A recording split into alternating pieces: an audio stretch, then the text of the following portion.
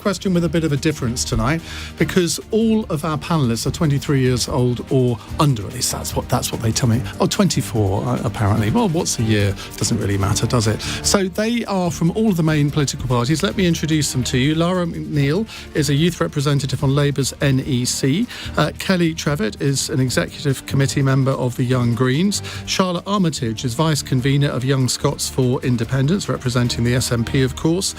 Tom Culley is chairman of Broxbourne Young Conservatives, and Janey Little is policy officer for the Young Liberal Democrats. They're going to be with me here for the next hour answering your questions. The number to call 0345 6060 973. I'd love to hear some younger callers this evening, but don't let that put you oldies off either. 0345 6060 973 is the number to call. Plus, you can watch us on Global Player on the LBC website at lbc.co.uk or our YouTube, Facebook or Twitter feeds. Call 0345 6060 973. Tweet at LBC. Text 84850. Cross question with Iain Dale. This is LBC. Well, welcome to you all. You're not at all nervous, I know that. So let's crack on with our first caller. It's Ben in Haringey. Hello, Ben. What would you like to ask? Hello, Iain, and thanks for mentioning long COVID. The question is, why do they think the government have chosen now to remove masks, which is one of the few protections we have against the virus? That's the question. OK, Tom Culley from the Conservatives. Yeah, well, I think it's less about removing masks and saying, let's go outside with no masks on. I think it's more about giving you and people the option to decide. The government have put lots of restrictions on all of us over the last, just under 18 months or so, 16 months or so. And now is about giving that back and saying, look, now's your opportunity to make your own decision. And, I will choose in certain environments to wear a mask because that's how I feel right. On a tube, on a train, probably on a bus. Even if I, walk into a bar and, we actually start queuing up at the bar again and I see it's particularly busy, I might decide at that point to pop a mask on. Does it not feel a bit odd, though, that when cases are rising very, very fast, Boris Johnson said it might be 50,000 in a few weeks' time, it just seems a bit weird to say to people, well, you don't have to do the one thing that we've told you to do all this time, even though we know that it is quite effective. It just seems a bit counterintuitive at best. Yeah, I can understand how it may look, but actually, again, like I say, this is about giving the responsibility back. And what we know now is a lot more than what we knew back in March of 2020. And admittedly, there's probably plenty of people within government who weren't quite sure what they were going to do when it hit in March. Us at home didn't know what we needed to do as individuals to keep ourselves safe. Now we know, thanks to our scientists and many people across the country, what keeps us safe and the threats of the virus, which will continue. I should say from the beginning, we have 5 panellists today. Normally we have 4, so I'm going to ask you all to keep your answers a little bit conciser than I might normally. Janey Little from the Liberal Democrats, let's come to you. Now, surely the essence of liberalism is to let the people decide, trust the people. Do you think that Boris Johnson should have said this about masks today? I think it's a difficult one because absolutely liberalism is about believing in people and that they have the capacity to make those right decisions. But absolutely you have to weigh up the risks that come from not wearing masks because obviously it is a key prevention measure.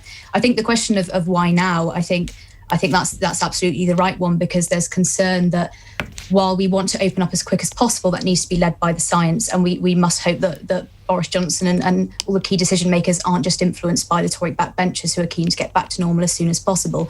I mean, the Liberal Democrats are calling to keep mandatory masks on public transport. Well, absolutely.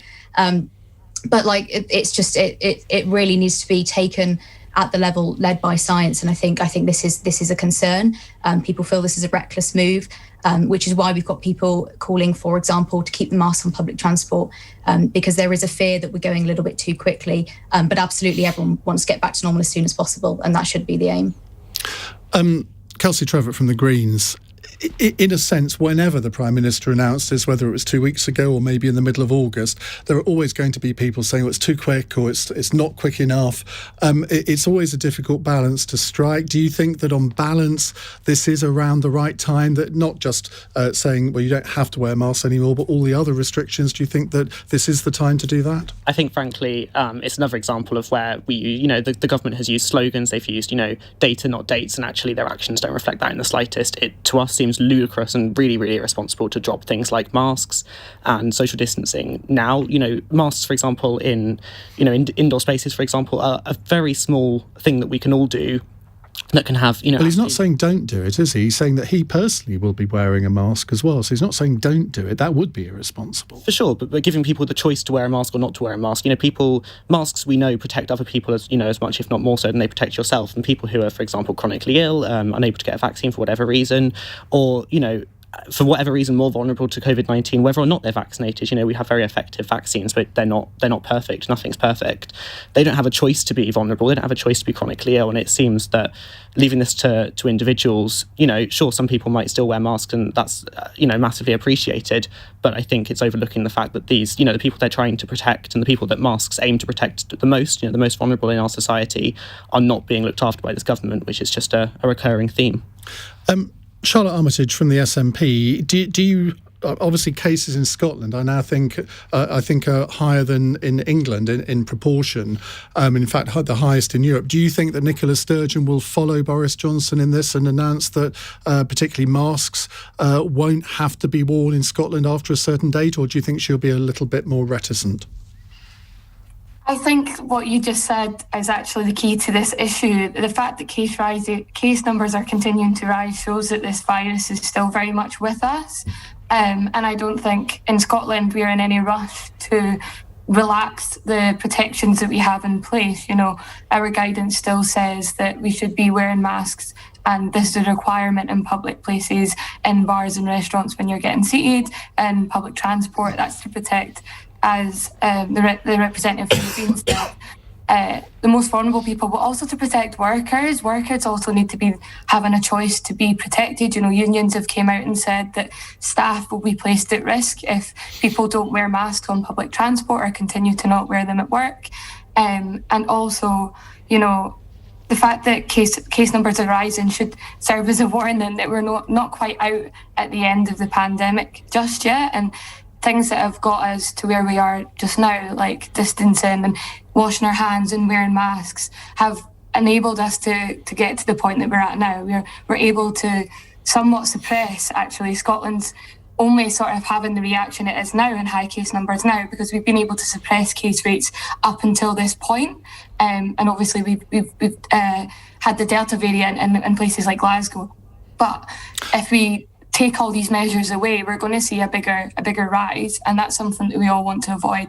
Ultimately, if we want to return back to normal life as it has been outlined by Boris Johnson today. So I don't think Scotland's in any rush. We are sticking to the science. We are looking at provisional dates. We've got, the 19th of July is when we're supposed to be going into level 0, but there's not any rush to take away all the protections that we have in place. We will continue to be guided by what the science is telling us. And I think personally, as a young person, that's the most reassuring perspective and point of view to have from the government, because I know that we are being looked after and we're being guided by the people that are the experts in this. OK, Lara McNeil from Labour. This is a difficult one for Labour, isn't it? Because if we could go back to the question, why would the government allow us to remove our masks? Everyone wants to get to a situation where that happens and where we don't all feel that we have to wear them. But what do you think Labour's response to this should be? Because up to now, Labour has been fairly supportive of government strategy. Yeah, and I don't necessarily agree with that. I think that I agree with others that it's an irresponsible move, it's too fast, and it doesn't reflect the evidence we've got, which is rising cases exponentially, even though we may be falsely reassured by the lack of hospital admissions, the lack of deaths, which is obviously amazing news because of the vaccine rollout. We know that... Why is that falsely... You mentioned the phrase falsely reassured there. Surely it is incredibly reassuring that the hospitalisations and deaths aren't rising, and that surely has to be down to the vaccine. it's not 100% reassuring because we know there's a lag after cases, and also it has to go hand in hand, the vaccine strategy, with the strategy to drive down community transmission. A virus that doesn't replicate can't mutate. So there's still future, mutations and things that could escape the vaccine if we allow transmission to spread at the rate that it is, which is exponential in all regions and nations of this country. So actually, short term, it's obviously amazing, and we're seeing the pressure off the NHS acutely. But in the long term, that's got to be our strategy in this, hasn't it? It's got to be a long-term strategy. I don't see the evidence that mass gatherings are safe. I don't see the evidence that workplaces are safe. We're still having workers, as was said by the representative from the SNP and unions, saying that their workplaces aren't safe. Complaints about workplaces not being safe from COVID haven't been acted on. So I do think that this is too quick a move. I know that's obviously not something that people want to hear. They want to take masks off. I understand that. I've been wearing a mask at work for over a year now, but ultimately it's about protecting other people, and it's about the long-term solution, not short-term gains and so-called freedom, which will harm us and harm people in the long run. Let's go back to Ben, our caller, who I'm sensing, Ben, you are not in favour of what the government have announced today. I'm totally against it. I have been since March last year. I've been wearing FPP3 masks all year in order to protect myself and my family. Even when there was a so-called shortage, there shouldn't have been a shortage. It wasn't my fault. It was a shortage. It was nobody's fault. It was the government's fault, basically. That's what I advise people to do now. If they're going to, a lot of people are going to remove the mask now. Obviously, not everybody. And I want to protect myself and I want to protect my family, and I'd advise people to get an FPP3 mask, which will, recent information from Cambridge says that it gives nearly 100% protection. So that's the advice. But it's great you have a young panel, and it's great that you mentioned long COVID. Very few of the broadcasters have, and that goes to your credit, Iain. Well, I should explain, I did that in the last hour, not this hour, if people are thinking he hasn't mentioned long COVID. Well, you got an example. You've got evidence already. When the schools, before the schools they were wearing masks for 3 weeks in classrooms where they're sitting beside each other, unventilated classrooms. The government had done nothing about that. And unventilated classrooms, they're sitting beside each other, breathing in each other's air. Now, obviously, you're going to have a rise in infections. It's obvious. Now, when they came back, they said, oh, yeah, I don't have to wear masks anymore. And then there's 300,000 children off in a few weeks. Yeah. And a percentage of those children will have long COVID. Yeah, well, we'll find out tomorrow from Gavin Williamson, the Education Secretary, what the plans are for that, because you're right, there are too many kids. It was was it last week or the week before, it was 1 in 20 kids were at home because their bubble had been told that they had to isolate. I think it's probably much higher than that now. That cannot go on. OK, we're near the summer holidays, but there's still 3 weeks to go. Lots of learning can be done in 3 weeks, as I will remember, apart from the last week, obviously. We will come back to your calls in a moment. 0345 6060 973. It's our Youth Cross question tonight. Your calls 0345 6060 973. It's 8:15. This is LBC.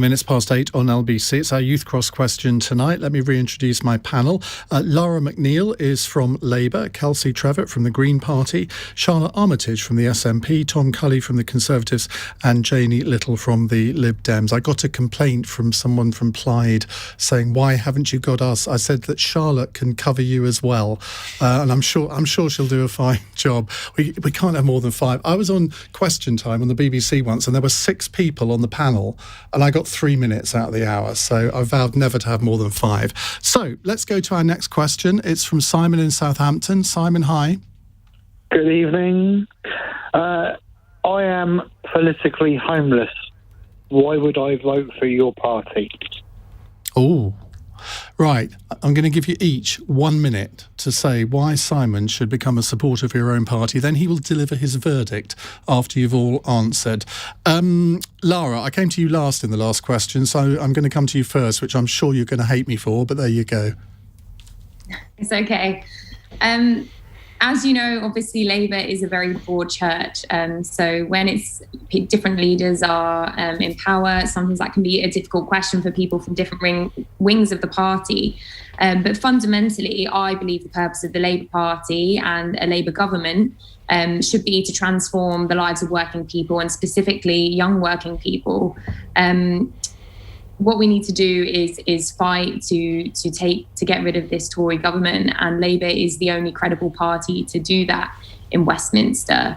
I know that young people are increasingly apathetic, but I don't think that they're apolitical. And fundamentally, I believe if you want to, make this country and internationally a more just and fair place, and redistribute wealth and power to those who create it, then you should be in the Labour Party. Unfortunately, the Labour Party has not always done that. However, I believe that politically it's the home of people who feel like that should be the case.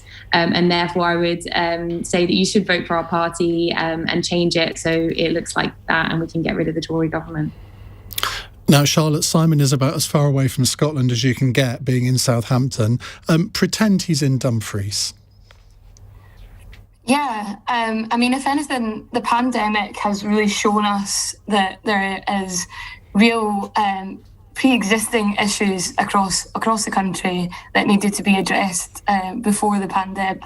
And, the SNP really believed that everyone needs to have a warm and safe place to call home. So I think our response to homelessness now has probably shifted in that we really need to focus on prevention, and we need to make sure that people are not sleeping rough and are not facing homelessness in the way that was happening before the pandemic. Once the pandemic hit, we made sure that people who were facing homelessness in Scotland were moved into hotels to make sure that they had a roof over their head, and this work is continuing to happen. We've put together £50 million of tackling. I don't know what the exact name of the funding is, but I think it's like Ending Homeless Together Fund, to make sure that the SNP is tackling this as a priority. We've just had an election. We've just been re-elected in May, and one of the priorities set out by the First Minister in her first speech at Parliament was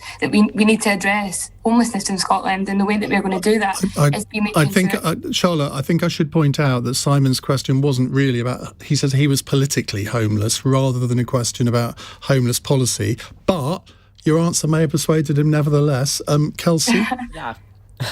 Yeah, of course. We're facing really unprecedented social and environmental crises. We're emerging from a pandemic that has just demonstrated how deep the problems run in our society, and it's the same system causing these crises. It's the same sort of neoliberal capitalist ideology that is pushing, that is causing workers to be exploited during the pandemic, that is causing unsafe environments, that has left students, in accommodation paying for accommodation they can't use. It's these same systems that are also putting profits of digging up oil in the seabed over saving our planet and making sure that we have somewhere safe to live and for other species to thrive as well.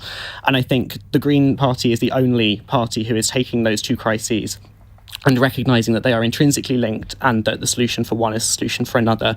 We opposed austerity from the start. We opposed Tory rule in government. They're attacking our democracy. They're attacking our rights to protest. And I think the Green Party is the only sort of offer of a solution that tackles, the social and the environmental crises to achieve social and environmental justice, but also ensures that we are protecting our democracy, protecting our rights, and making sure that we are safe both socially, but also have a safe planet to live on, with workers who have rights, with students who have rights, and that everyone is protected, safe, and able to thrive. Janey Little from the Liberal Democrats, why should Simon gravitate to your party? Thank you. I think at the heart of what the Liberal Democrats stand for is that we believe in the individual and that they should be empowered to choose the life that they want to live, and that they should have the opportunities to do that. So the Liberal Democrats have historically been a party who's really championed minority rights, whether it was popular or not, because it was the right thing to do. We champion things like mental health, and we stand up for people like carers who sacrificed so much during the pandemic, because we believe that everyone should be able to have the opportunity to choose the life that they want to live. We're a party of local communities. We believe that local decisions should involve local people, and that decisions should be taken closest to the people who affect them. There's so many seats across the country where we can win, like we saw in Cheshire and Amersham, where the Liberal Democrats are the main challengers to this Conservative government. And we want to invest in the future, tackling the climate crisis. Ed Davey nearly quadrupled renewable energy during the coalition. And I think that's what it's about for me. It's about empowering people to live the life that they want to do and giving them the opportunities to take those decisions for themselves. And Tom Culley from the Conservatives. Well, Simon, let me assume that you're at the beginning of, let's say you're at the beginning of your career. You're a young person. You're looking to get onto the housing ladder. You're looking to secure a role, a job, and start your career. The Conservatives are building back better. And that involves levelling up in our Red Wall seats, investing in green technology. That involves investing in education, bringing up apprentices. I'm an apprentice myself. I choose not to go to university, but to go and work for an employer and learn at the same time. Apprenticeships are going to lead the way in building back better for sure, and offer a wide range of roles. The Kickstart scheme has offered about 250,000 opportunities for young people. And housing, 95% mortgages. These are just a few of the things that the Conservatives have delivered on to get young people into work, into homes, and to have that independence. Simon, let's come back to you. I'm not sure Tom's assumption is right, that you're necessarily in the first flower of youth, but who's been most convincing, do you think? Well, to be honest, I did tell a bit of a fib. I'm not politically homeless, but I did want to see what the core values were of each of your panellists. See, and people accuse politicians of lying. Based on the answers that I've heard, it certainly wouldn't be Conservative, but then that's not me anyway. All of the left-leaning parties have something to offer. And the most frustrating thing for somebody like me, who lives in a blue area which has got no chance of turning, the only option I have, the only party that comes close, is Lib Dem. My heart wants to vote Labour. I can't vote Labour. There's no point. And those answers, on the basis that each one of them have something to offer, apart from Tory, apologies, nothing personal, it just stands to reason that they should all get together and form an alliance. And then we could all benefit. Well, that's an interesting point, isn't it? Tom, I'm going to leave you out of this. But to the other four parties, what about it's less applicable in Scotland, I suppose, but what about this idea of a progressive alliance where the Greens, the Lib Dems and Labour get together and carve up the seats? Do you think that's something that would be a way of beating the Tories, or do you think the electorate would look on that and think we don't like sort of dirty backroom deals like this? I'm going to go to you, Janey, first, seeing as you've got the gold rosette from Simon. Thank you very much for that. I don't think a progressive alliance is the way forward. I think we've seen in seats like Cheshire and Amersham in that by-election that voters know where to put their vote. If voters decide that they don't want a Conservative... Not in Hartlepool or indeed Batley and Spen, where you got 1% and 3% respectively. Well, in Batley and Spen, Liberal Democrats were primarily campaigning in Conservative areas, and we switched a load of those votes, which probably did help Labour. I think voters can make that decisions for themselves. They know their local areas, and I don't think they like backdoor deals. So I think the way forward is to let people in those constituencies know for themselves, because voters tend to know who the core contenders are in their area. Kelsey, this is never going to become anything formal, is it? But we all know that the Liberal Democrats, Labour, your party, in some seats, should we say, have put in a little bit less effort than others. I think this is difficult, and I think it's something that was talked about a lot during the 2019 general election. And I think what we've got to consider here is that, firstly, it's wrong to assume that voters, and to treat voters as if they're going to switch like that. There is to assume that every Green voter or potential Green voter would vote would just as happily vote for Labour or for the Lib Dems is an assumption we shouldn't make. But I think also any kind of progressive alliance, as you kind of put it, or any kind of working together and cooperation relies on two things, and one of those is Labour ditching from its constitution the fact they have to run in every seat, they have to contest every election, and I think secondly it has to be based on the fact that we need electoral reform. We're facing these problems because we're working in an electoral system that does not reflect each vote as being equal. It's first past the post, and so any kind of alliance would have to be based on the system that the first thing to be done, or based on the kind of foundations of that alliance, would be a proportional system of electoral for elections, making sure that every vote counts. I expected to see Janey nodding vigorously at that one, but she wasn't. Lara? I do agree. There's a lot of agreement here. I don't agree with the Progressive Alliance. I think there are fundamental differences between our parties. I do think that, as was just said, it wouldn't work in the electoral system we have. And it is frustrating for people like the caller who don't feel like their vote necessarily counts, or they can necessarily vote how they would want to. There are fundamental differences between our party. As I said, in my first contribution, the Labour Party is a broad church, but I think it does have to have rules. And I think the Labour Party is very different to the other parties. Its relationship with the trade unions, the history of the Labour Party, and how it was founded and who it seeks to represent, I do think is fundamentally different to other parties and their beliefs, especially the Liberal Democrats, things about personal liberty and things like that. I just don't think that those values align, and I do think that people should have the choice to vote for different parties. I also think that Labour is obviously a party of government, and that sets it apart from smaller parties who haven't been in government and don't look like to be in government. So I don't agree with the Progressive Alliance. Tom Culley from the Conservatives, very briefly, do you fear a Progressive Alliance? Because if they all got together and carved up the seats, that could lead to you losing the next election. To be honest, I don't know. I haven't thought about it that much.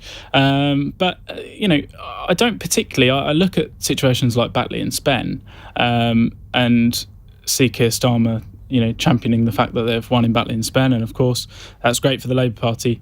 But at the end of the day, their vote share has dropped by about 20% over the last 4 years. The demographic's changing, and that's one seat, that's one by-election. We know by-elections are unpredictable.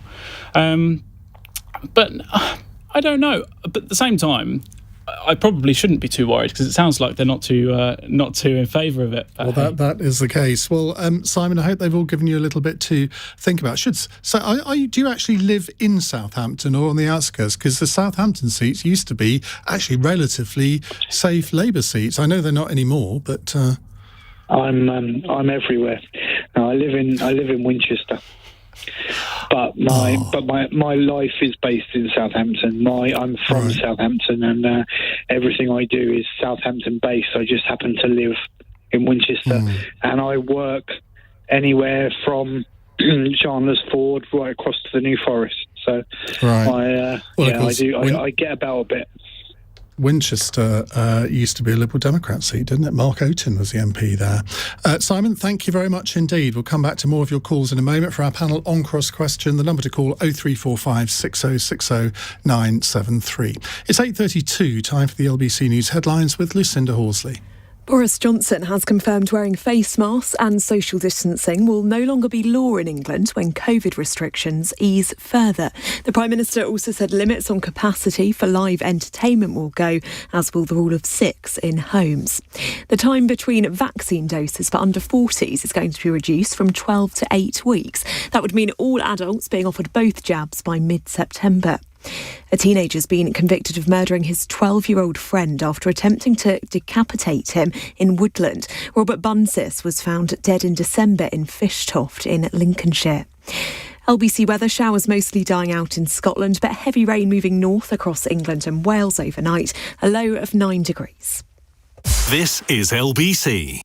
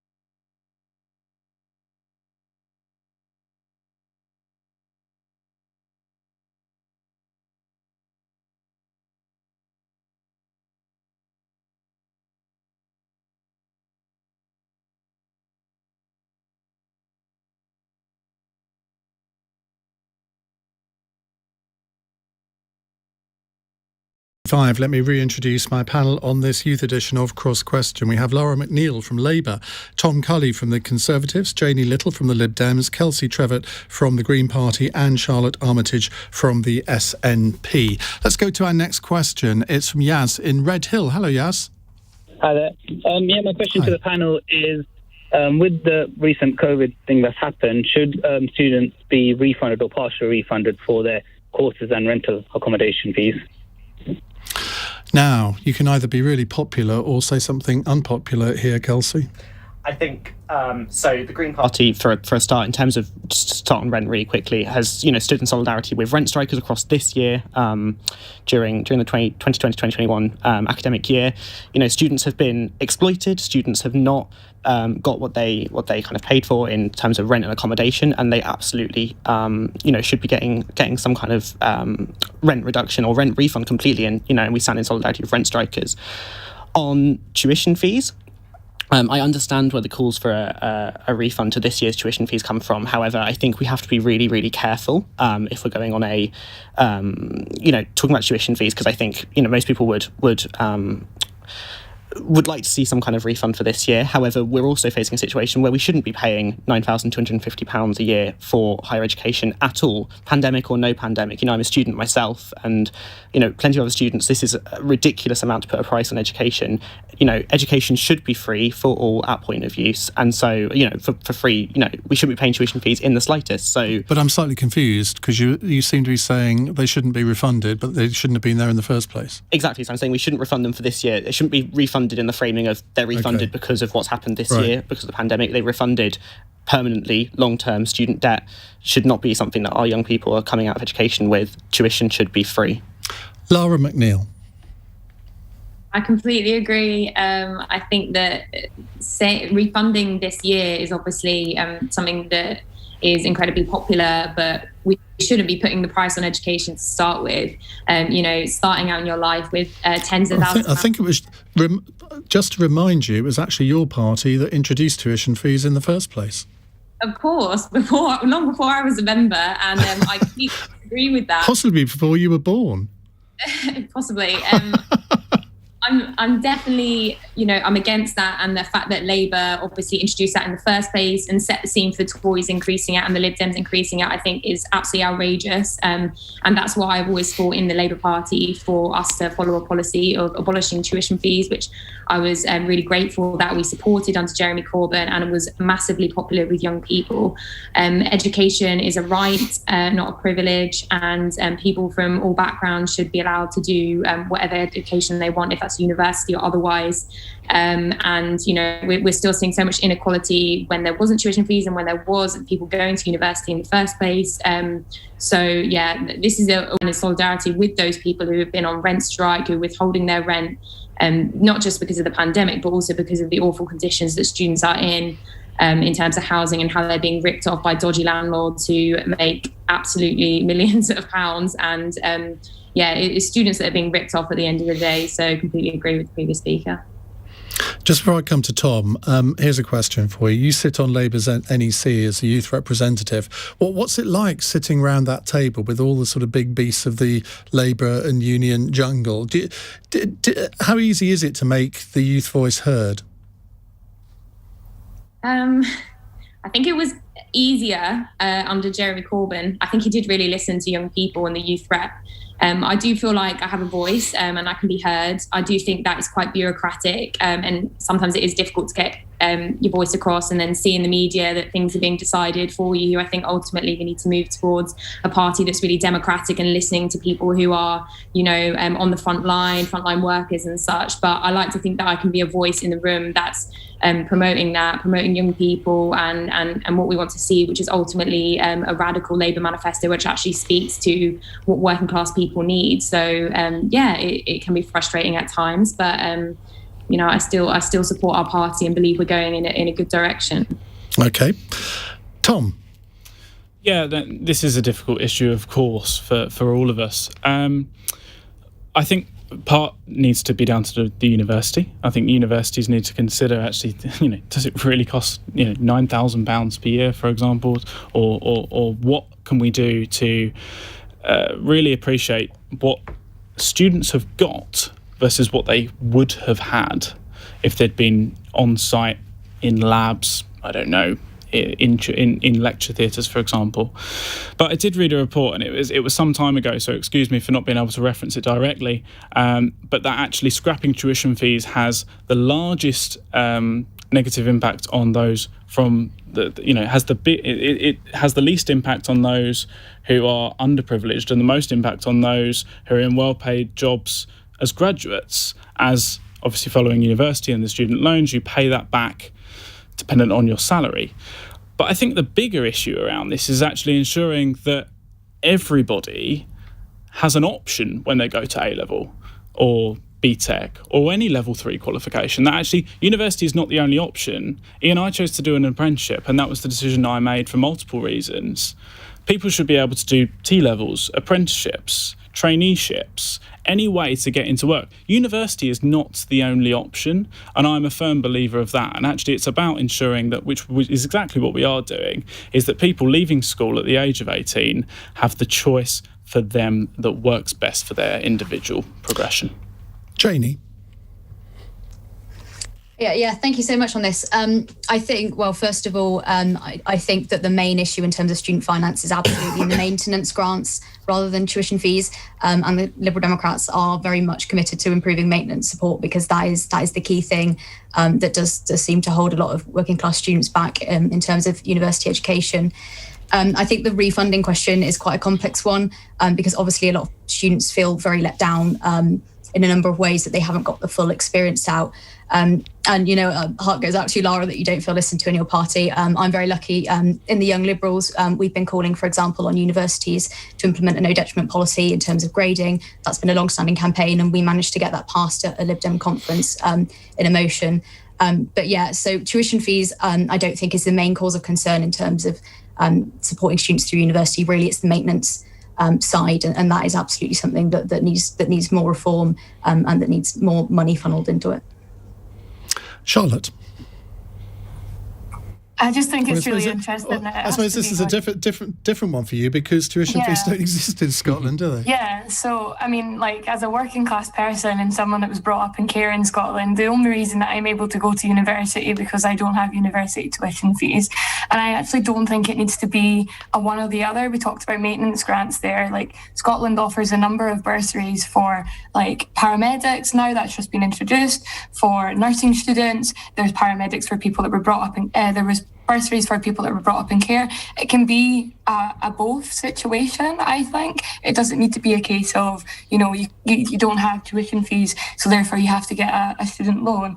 If we're in our belief that education being a right, it should be free as much as possible. And, I think that's something that Scotland has done exceptionally well. And I would go back to the Conservatives' point and saying that, there's not an awful lot of evidence to say that tuition fees or abolition of tuition fees has been a positive thing. I mean, Scotland is literally the perfect example of that. Many of my friends and many of the people around me that have come from a similar background are able to go to university because there's no tuition fees.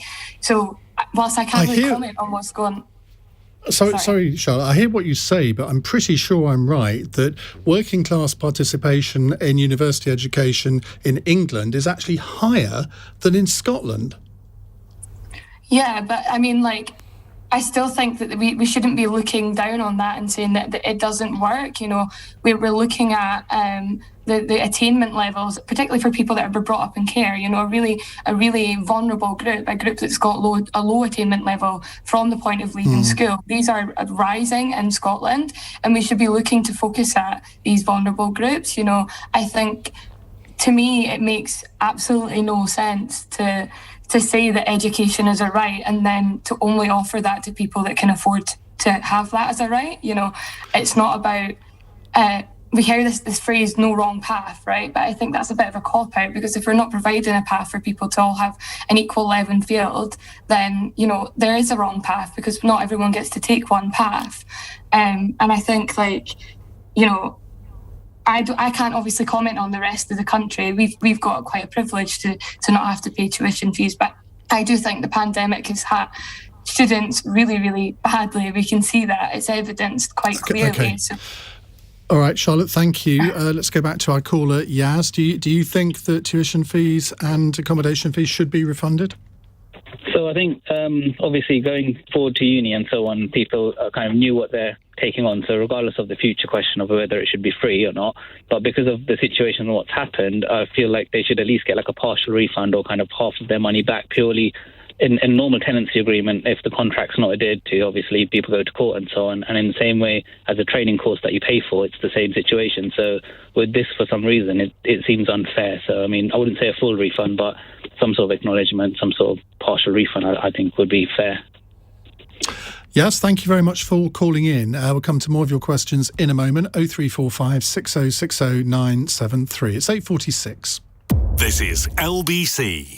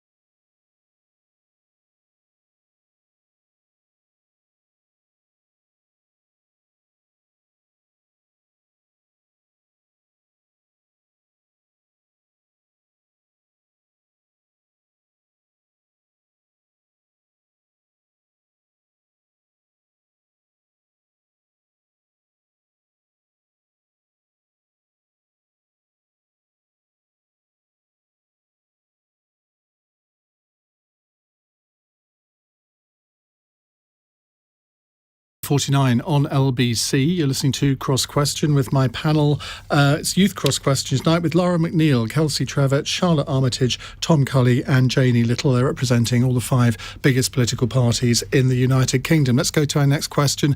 It's from Alicia in Newcastle. Hi, Alicia. Hi. Myself and a lot of other young people I know are very interested in LGBTQ+, especially trans rights. And I was wondering what the various political parties' stances were on trans people using the toilets that better align with their gender identity. Right. I'm less interested in what their political parties think as to what they think individually. Janey, let's come to you first. I think absolutely trans people should be able to use the facilities that align with their gender identity. I think it's so important for their mental health, for inclusion in society, and it's just common decency that women, cis and trans women, should get to use women's toilets, and men, cis men and trans men, should get to use men's toilets. We've seen a government that's completely sidelined trans people, abandoning plans to reform the GRA. They've disbanded the LGBT advisory group, abandoned work on the LGBT action plan, a government that clearly does not care about trans people or LGBT people as a whole. And I'm really proud that my party has been fighting this corner, and absolutely trans people should be able to use the facilities that they feel comfortable in. You're right, your party has been fighting that corner, but it's not without controversy, because there are quite a few people that have resigned from the Liberal Democrats over their policy on trans issues. Yeah, well, I'm proud that my party is standing up for trans rights. We have always been the party of standing up for minority groups, because we support people's right to be who they are and to do what they want to do, and we don't think that there's any confliction between trans rights and women's rights. And I'm really proud that my party's done that. Because I think it's trans people are some of the most discriminated against people in our society, and they absolutely need people fighting their corner, and that's why Liberals are needed. Tom Culley, some accusations there from Janey from the Liberal Democrats about the Tory attitude to these issues. What's your view? Well, obviously, I disagree on the statement she makes in regards to the party. The Conservative Party have made some great changes in regards to the gender recognition certificates, making that easier. Also, not having to pay a ridiculous sum to go through that process. Personally, I haven't got a problem at all with people from a transgender background using whatever gender toilet they feel to use. That's absolutely, why would I do that? I'm more worried about their ideas, their work ethic, their drive to be successful than whether their gender, their sexuality. That doesn't bother me. This is about making sure that people have the right opportunity in life to be successful, no matter what background or however they identify. That's my personal feeling. And yeah, like I say, Liz Truss gave a statement last year, I think about September time, and has been very, very, matching my statement in respect to the most important thing of these people and their successes. But they've held off on banning gay conversion therapy. I mean, they said they're going to do it, but they've been saying that for quite a long time. And there's several other areas where Liz Truss is coming under a lot of criticism for not moving forward on this agenda. Now, that sends out a signal to different communities, and it's not a positive one, is it? Yeah, of course. I can understand that. I don't know. To be honest, is probably part of my answer to your question. I'm not afraid to say that. Liz Truss, obviously, I'm sure has got a lot of on her plate, as well as trying to strike some trade deals. These are just as important issues. And yeah, I don't know what goes on in her office. But, okay. All right, Kelsey. Yeah, I think there's a lot to this, but I want to start by saying that, trans rights are human rights. Trans men are men, trans women are women. Non-binary identities are valid, and we treat, trans men, trans women as their preferred gender. I think Tom has just walked into the point that I exactly wanted to make, which was, you've talked about defining people by their work ethic, and how they want to contribute to the economy. Just this week, or just last week now, at the end of Pride Month, Boris Johnson held an event at number 10, and I was horrified that he made this speech, or he made this kind of this announcement as to why why as a country we should be progressive on LGBTQ+ rights, which ironically his government has been anything but on. And said that we should be progressive because it means that we would have thriving economic sectors. I think it's abysmal that he would treat people's rights as, nothing more than their value to an economy. I think people have rights, people have dignity. And, to answer the direct question, of course, trans people should be allowed to use the bathrooms that, best suit their gender identity. But more widely on LGBTQ plus rights and equality, it's just not acceptable. Gay conversion therapy is still legal in this country. It's 2021 and it's just absolutely appalling. There's such long waiting lists for clinics for transgender people, and I'm proud to be from a party who our last conference passed motions about self-ID of gender, and who acknowledge that, and who celebrate that trans rights are human rights, and as I said before, trans men are men, trans women are women, and non-binary. Do you make any distinction between trans people who've had surgery or not? No, of course not. People identify with the gender that they identify with themselves. That is their choice, and that is no one else's business. That's why I'm proud about self-ID, and I think there's been a real a culture war stoked by a Tory government determined to distract from everything else that's going horribly wrong by trying to put women's rights and trans rights against each other, and I think that is just completely ludicrous. Rights aren't rights. You can't take rights. There's not scarcity of rights. Okay, Charlotte. I think this has actually come at a really interesting time to be a member of the SNP. We talked about Pride Month being literally last month, and we actually lost a trans member of the SNP, Lise Lawrence, who was the convener of Out for Independence, and her loss to our community has shook us to the very core. I think, as the Green Rep just said there, the trans rights are human rights. Fundamentally, they're human rights, and it makes no difference to my life whether or not a trans woman or a cis woman or a trans man and a cis man want to go and use the toilets. It makes no difference to my life, and I don't understand why the debate or so-called debate has become so polarised in these kinds of issues when actually fundamentally it is about the conversation that we should be having, and the conversation that we should be having is that as it stands, trans people do not have equal rights in this country. They just don't. They don't have equal rights to access to healthcare. They don't have the same sort of rights as we do in terms of discrimination. This is not a debate, I think, that needs to be conflicted. And as the colleague over in the Greens said there, between we're not taking rights away from people to give them to trans people. What we're actually doing here is about equality, and I think in Scotland, we are also still so far away from achieving that. There's so much that can be done to make sure that trans people and non-binary people are recognised in society and can just live their lives in the same way that you or I can just live our life without question of our identity. Being a cis person is an absolute privilege. Nobody ever questions me or my identity, and that's just what trans people are asking for. It's not a huge ask, and it seems to be a lot of resistance in that, and I think that we have a long way to go to achieving that. But I fundamentally believe that in order to be a progressive society, in order to be a society that believes in equality for all in every single area of this country, then we have to champion transgender rights and non-binary rights. Lara.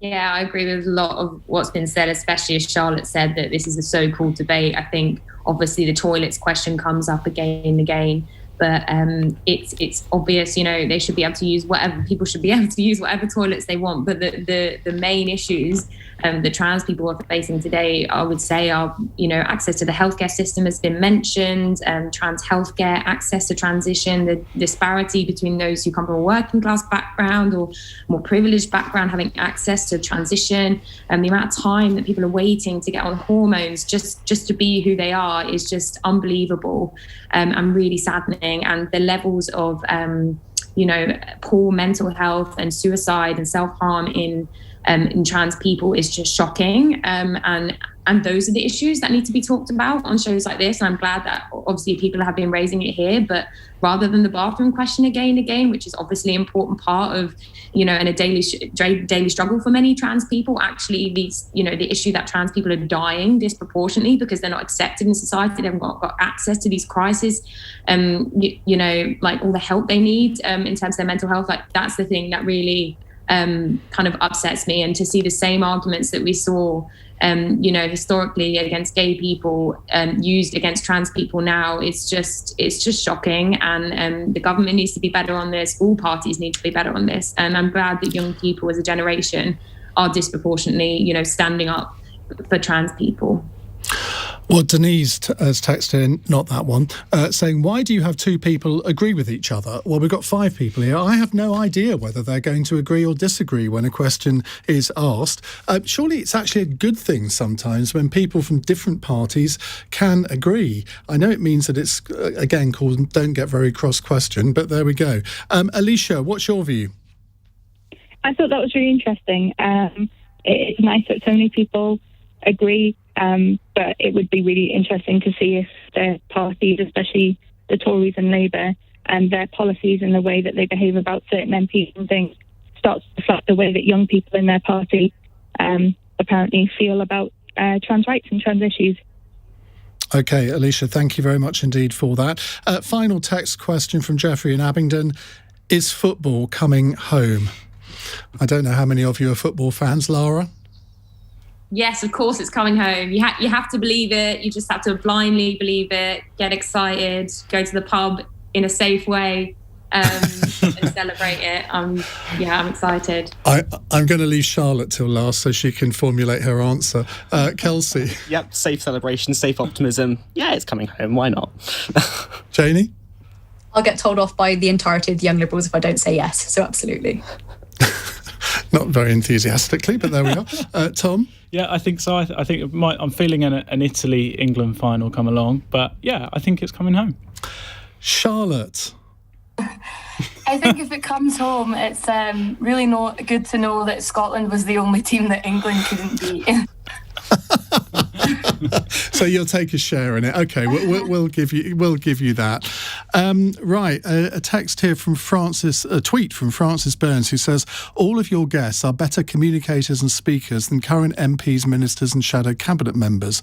Clear answers to questions with thought. Who knew it was possible? To you all, please don't get jaded and start your answers by saying, we've been very clear, which of course is something that politicians do a lot. Ruth said, what a doss of a show for you. What no refereeing required. And what a relief for all of us out here to listen to such clear thinkers. Even if not agreeing with some, they're allowed to speak and they're not all yahooing and booing over each other and interjecting and interrupting. When did that happen to our elder politicians? It's a real joy to hear such impassioned views. More of this, please. Well, I think we'll do it again sometime. Thanks to you all. Thanks to Charlotte, Janey, Lara, Kelsey and Tom. And if you missed any of the show, you can catch up on the Cross Question podcast or the LBC YouTube channel or Global Player. You're listening to LBC. It's 9:02. On your radio, on Global Player, and Play LBC. Leading Britain's conversation. This is LBC. From Global's newsroom, the Prime Minister has confirmed detail on how life will look when England's final coronavirus restrictions are lifted later this month. Boris Johnson